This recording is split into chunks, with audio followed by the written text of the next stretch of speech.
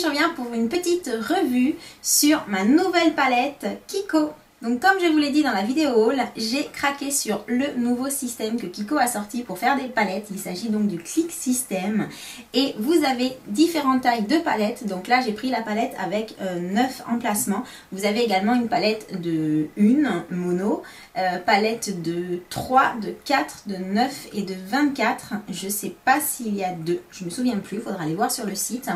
Et j'ai décidé de vous parler un petit peu du coup des nouveaux fards qu'ils ont sortis pour mettre dans cette palette. Donc déjà je vais commencer par les swatchs pour vous montrer la pigmentation de dingue qu'on a avec ces fards. Donc là vous avez les 9 couleurs que j'ai choisies. Donc pour commencer j'ai pris le numéro 222 qui est un beige très clair, légèrement rosé, parfait pour le dessous des sourcils et la touche lumière. Ensuite le 237 qui est un brun très clair que je voulais pour mettre en creux de paupière. Puis le 235 qui est un brun beaucoup plus foncé qui peut servir également pour définir le creux ou pour intensifier un peu le regard. Ensuite le 220 qui est un rose pailleté très léger, très clair, très joli. Puis le 216 qui est un marron qui tire un petit peu sur, le kaki. Suivi du 212 qui est un marron qui tire un peu plus vers le rouge. Ensuite, j'ai choisi le 232 qui est un bordeaux qui sera parfait pour cet hiver.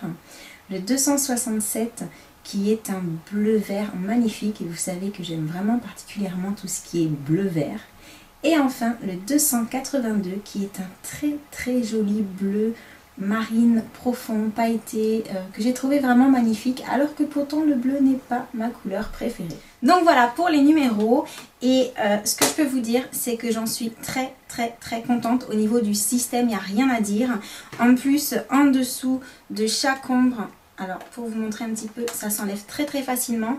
En dessous de chaque ombre en fait, Kiko a prévu un double autocollant pour qu'on puisse coller les numéros de tous les fards qui se trouvent dans la palette dans le couvercle. Donc je trouve ça juste super astucieux. On met le fard et hop, un petit clic et c'est bon. Vraiment rien à redire. Je trouve que c'est très ingénieux.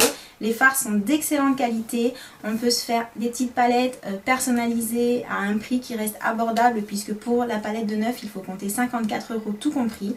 Donc voilà, un vrai coup de cœur pour ces produits. Et pour continuer, je vous ai fait le tuto de ce make-up là réalisé avec quelques fards de la palette.